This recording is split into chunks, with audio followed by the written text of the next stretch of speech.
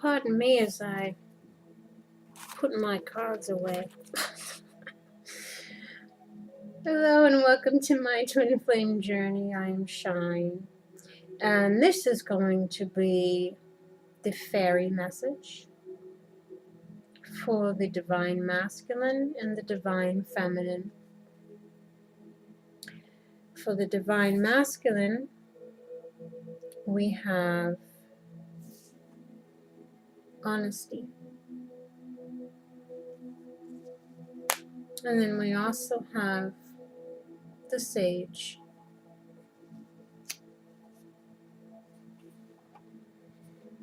And this is going to be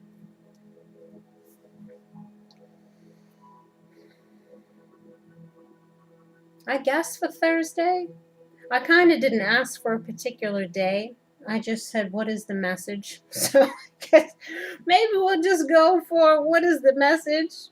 Because I'm not sure if I want to do weeklies, dailies, or whatever it is. But again, I just ask, what message do you have?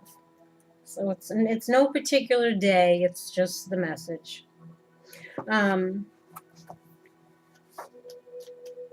It's just the fairy message for my fellow elementals. Number 40. Honesty. Honesty, compassion, tact, self-deceit.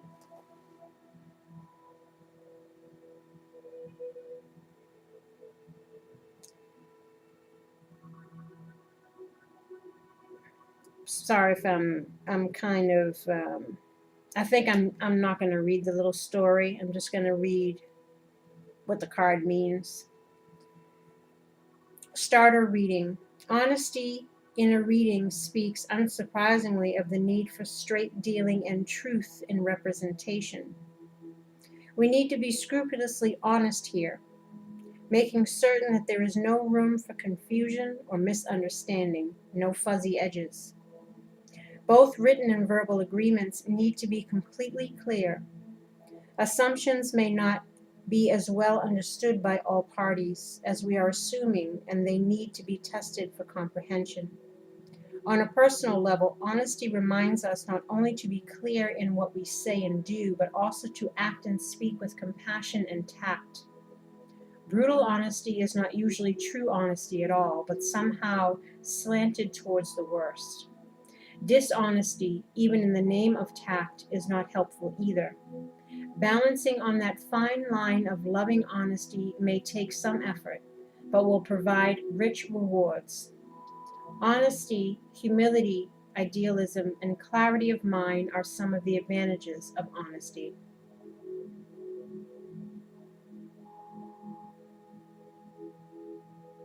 The reverse message of this, even though this card didn't come out in the reverse, because I didn't shuffle them in the way for cards to come out in reversals, but I'll read the reversal message too in case you might find it of help. Honesty asks us, are we being truly honest with ourselves? We may think that we are, but finding honesty standing on its head in a reading indicates that we may well be deceiving ourselves in some way. The human psychological mechanisms, repression, denial, projection, displacement, etc., may be in play.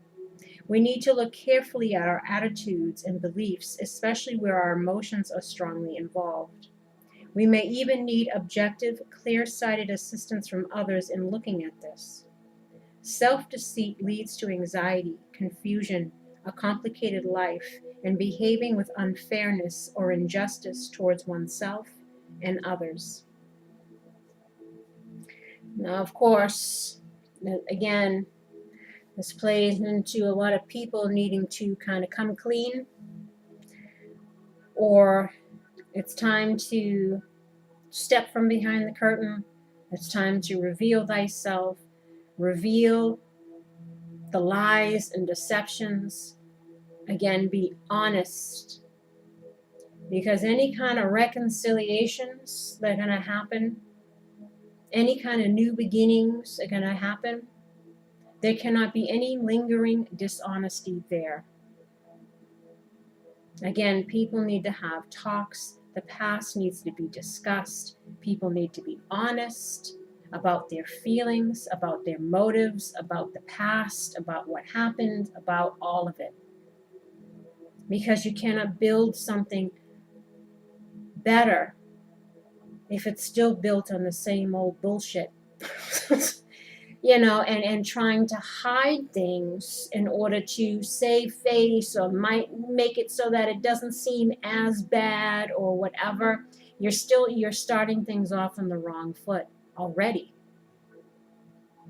It's about learning from the past and not repeating the same things that caused the relationship to end to begin with. And that a lot of that came from lies and deception.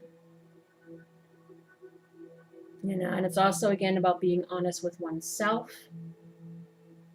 What have you learned? How have you grown? Are you truly changing for the better? Are you truly wanting to change? Are you being honest with yourself as far as who you are, who you want to become, where you want to go in your life, who you want to be with, whatever it is? It's about having integrity. It's about having strong character.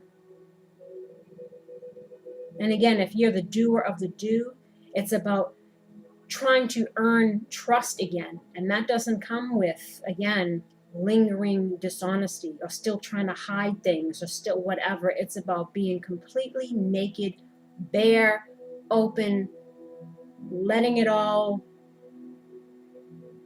again, be from a place of truth.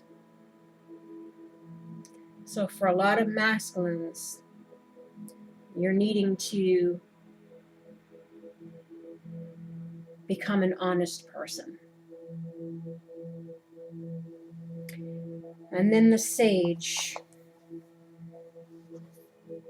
But this stands for anybody, masculine or feminine. It's like you can't be, no one likes a liar. No one likes a cheater. No one likes a person that serves their own interests and does shady shit.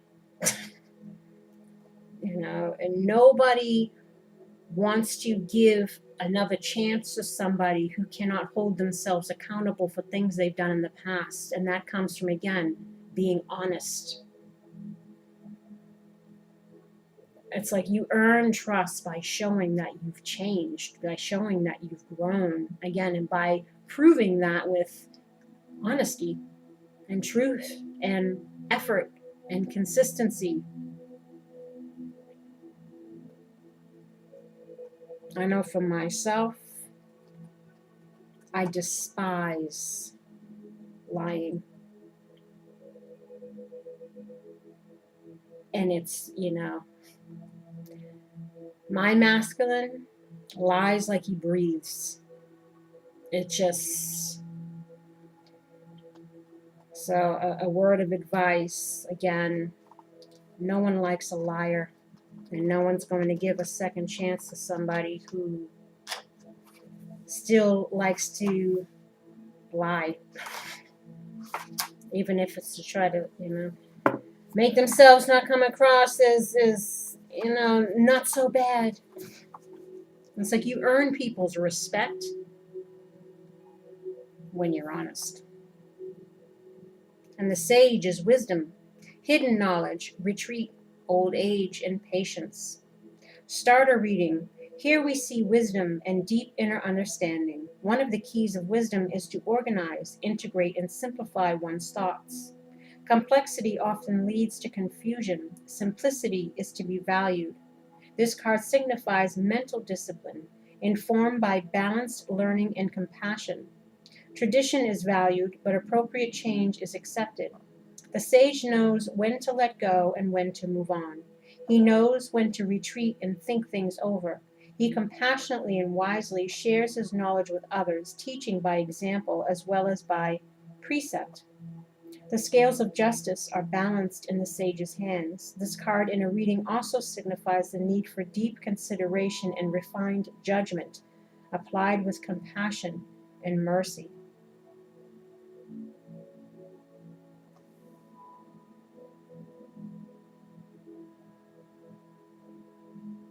I'll read the reversal of this as well. When the wisdom of the sage is blocked, artificial or inappropriate boundaries are set between different aspects of life. We become unable to apply learning in one sphere to other aspects of life. Our information is withheld, kept secret when it could benefit others, which in turn would benefit us. Sometimes learning is blocked by the belief that we have all the answers, but we never actually do. Twisted, the sage's accumulation of facts and information becomes unwisdom. Knowledge misused and distorted, facts distorted for selfish purposes, information used to the detriment of others. There is always a risk of this when we set out to prove something rather than to discover something. Other twists include being excessively critical, being cold and uncaring, or being cynical or embittered. These are all faults of balance. At its worst, knowledge and experience are channeled towards the destruction of the self or others. So again, it's about being wise, living and learning, being authentic, having integrity.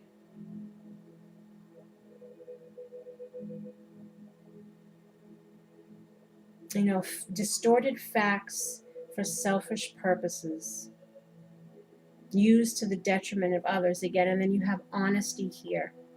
So this again is talking about learning from the past.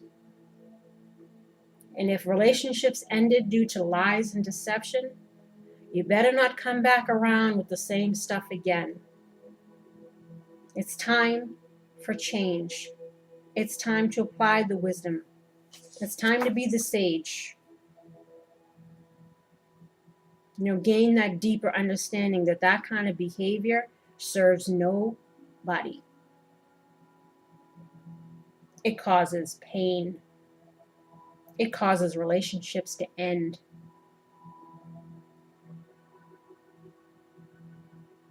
It causes you to develop a not so good reputation as being someone who is deceptive. So it's time to get real. It's time to get wise. It's time to get honest. It's time to become a better version of yourself.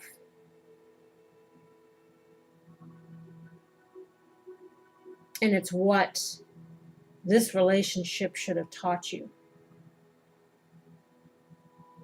Again, it's about evolving and growing and becoming better and doing better. And understanding that one's words and actions don't just affect oneself. They have a detrimental effect, or they can, on other people. And to always take that into consideration before one does something or says something.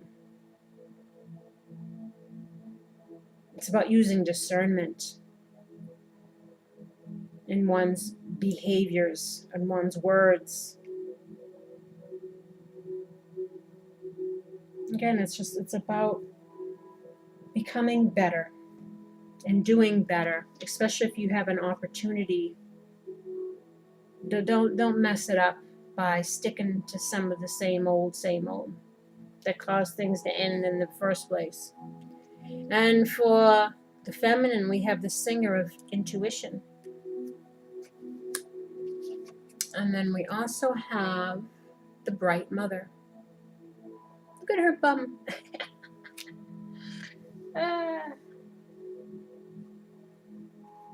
Let's see. Number 9.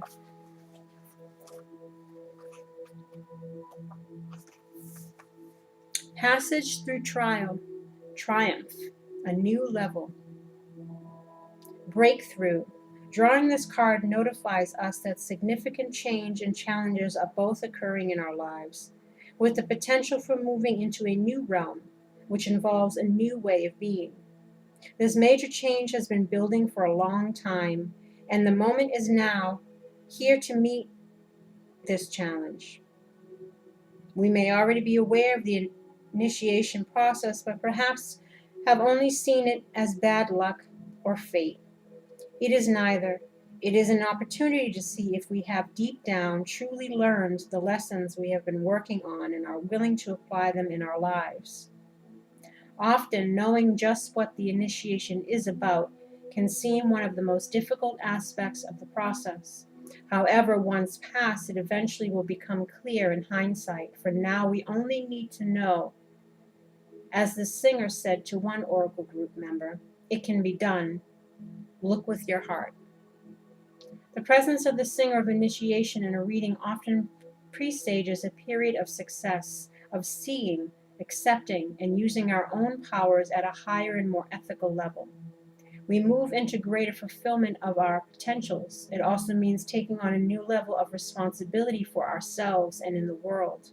The gate is open to us, but we must take the action of stepping through. So this is again about out with the old, in with the new. What have you learned? How are you going to apply it? How are you going to keep, again, that newfound self-love and self-respect that you have earned through your trials, through your difficulties, through your pain? Because pain is our greatest teachers.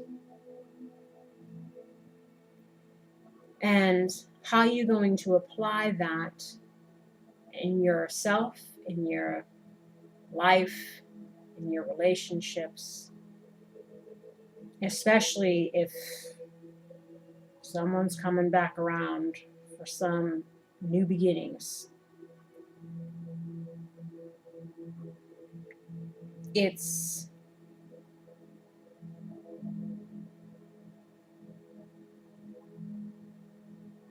again knowing what we want, knowing what we don't want, and moving towards better things, happier things, healthier things.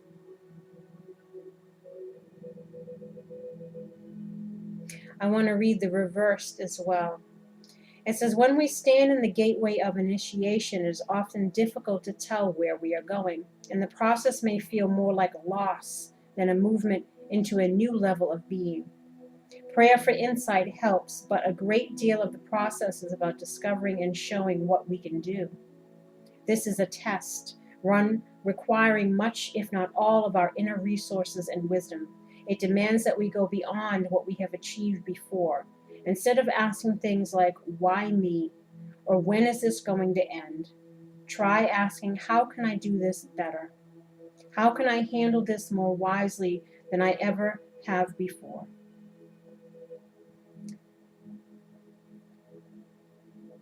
Is there another point of view that I have never looked at? What golden door is being offered to me to explore with this apparent problem? So again, it's trying to approach things with wisdom in whatever choices that we make, applying what we've learned so we don't repeat it. And we have number 16.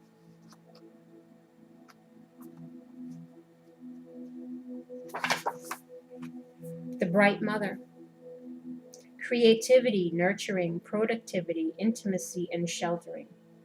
When the Bright Mother is present in a reading, she speaks of a time of fertility, creativity, and nurturing of ourselves or of others.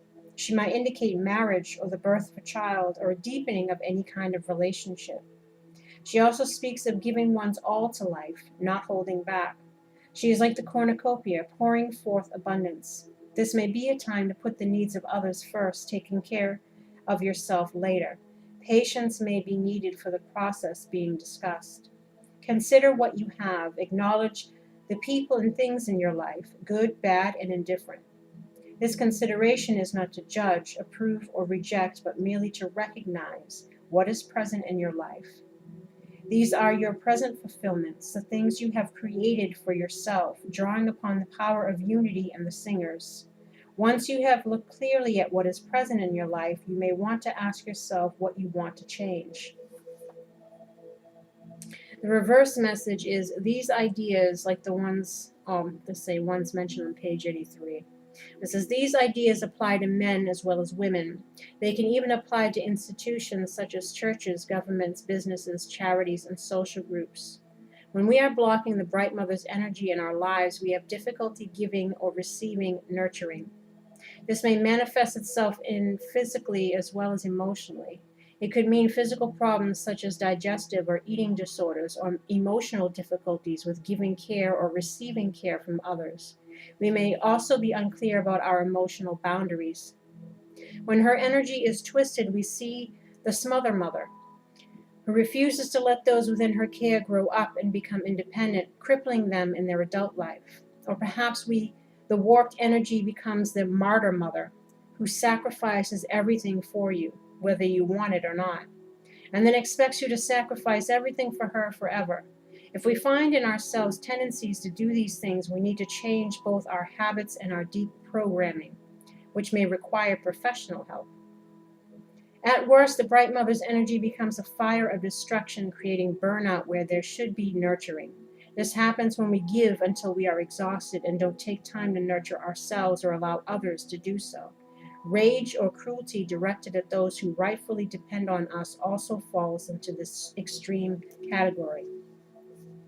So if we talk about this in regards to the giving and the receiving, the one that's jumping through hoops, the one that's trying to prove themselves, the one that's giving and giving and giving and giving and getting nothing but crumbs in return. It's about having balance, knowing that relationships need to be balanced.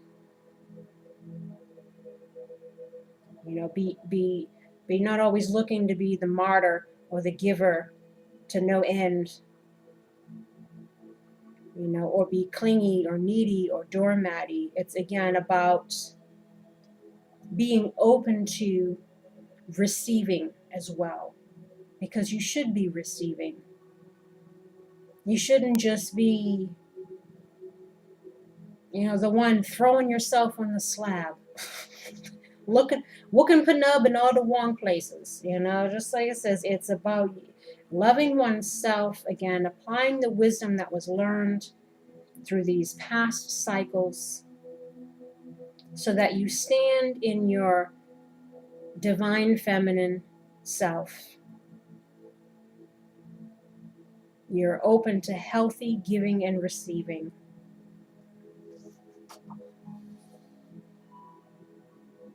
And this is also about, creativity. Some of you are really needing to focus on you, perhaps what you came here to do, some kind of expression, artistic expression, whatever it is that brings you joy. If you want to start your own business,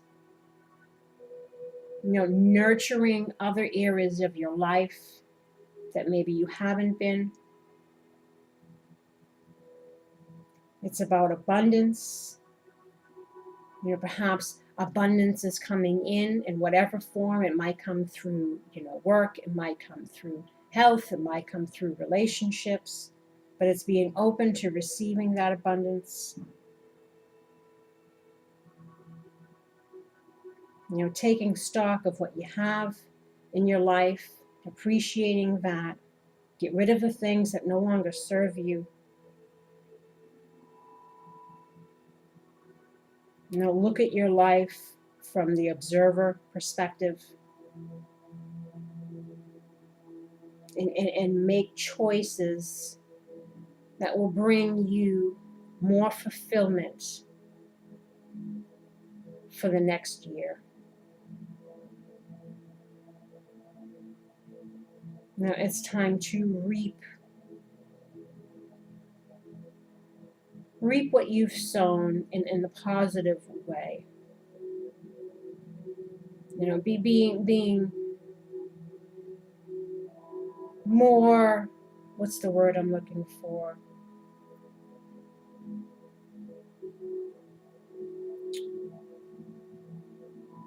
I'm going to say choosy or picky. I don't know if it's the right word, but wherever you put your energy into, make sure that it's something that's going to have a good return. Like don't waste your energy pouring it into going nowhere, dead situations, or things that only make you upset, or whatever it is. It's like nurture those things that you know that you're going to reap positive rewards from.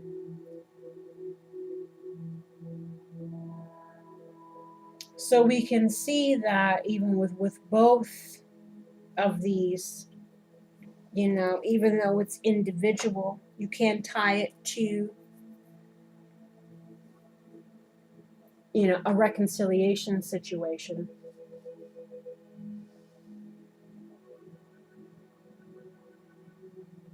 But it's really, you can see clearly it's about, again, old things ending, old ways of being ending, living and learning, having compassion for ourselves and others, trying to approach the way that we are as individuals, how we think about ourselves, how we treat ourselves, where we put our focus, what we put our energy into, who we allow in our lives.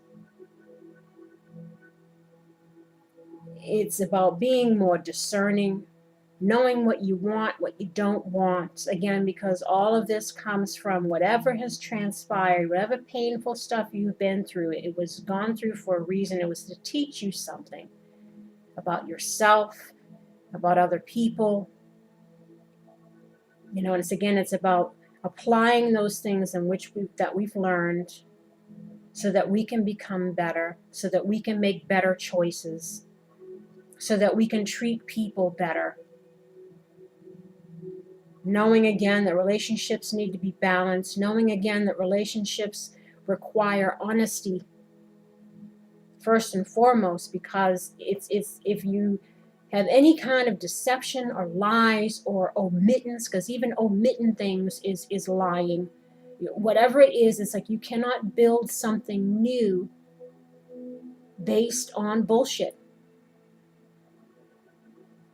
It's about having integrity and respect for yourself and for another person, to be honest, to have boundaries, to approach things again from a you respect me, I'll respect you place, and again, not repeating things. It's time to let old stuff go that does no longer serve you, so that you can become better, so you can step into whatever's coming for you next year. Because there's not that much time left. This is about clearing out that little bit that's left. A little bit of stuff that's got to go. And for anybody that's trying to reconnect, again, it's making sure that you got a clean slate. That everything has been discussed. You know where you've been. You know where you are. You know where you want to go. And it's not about repeating things. It's about new. All new. New and improved. And on that note, my lovelies, I hope you enjoyed the fairy message. And I wish you love and light. I wish you well. I wish you healing and luck. And whatever you're going through in your life. If you'd like a personal reading, all the information is below. Please like, subscribe, and share if you haven't already. As I mentioned in my other video, I am taking a little bit of a step back. I would like to finish writing my book, before Christmas Eve, because I started it Christmas Eve last year. which, you know, considering what I was going through at the time, wasn't a good idea because it was like, okay, I can't do this now because this is too much to deal with. And it has been. And I've procrastinated and I've put it off because every time I go to sit down and write it again, going over with a fine-tooth comb all the things that were painful, it's hard. But I'm really just wanting to get it done and get it over, and just like I never wanted to, no, say I never want to talk about it or think about it again, because obviously if I sell it, if I sell the book, I got to promote the book, so I'm gonna have to whatever. But I really, it's like I just want to get it done because I just want to leave stuff in the past. So I'm trying to take this time to wrap that up if I can. So I'm trying to take a step back again from the dailies and the weeklies. And even though I don't want to leave you guys hanging, I do want to give you something. But also, again, as I said in my last video, I'm wanting to take a little bit of a break from just the drama of it all. I'm feeling a little burnt out. Because, again, I'm at a crossroads, just like the spirit message said. A lot of us are. It's time to wrap things up. Time to decide what we're doing, where we're going, who we're bringing with us, who we're leaving behind, all of that. So again, I appreciate you bearing with me if you're not getting the usual things. But I will still provide you with something, and then we'll get back into the swing of stuff. You know, hopefully soon. But again, I'm wanting to finish this book, and that takes time. And considering I've procrastinated a lot, and it's been almost a year, I got quite a bit to go. So be understanding of that. Like it says, and it's like I want to put it to bed.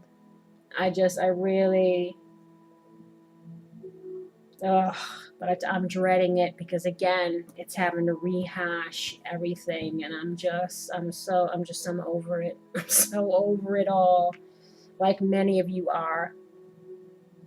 But again, I send you my love and light, and I will see you soon. Take care. Bye-bye.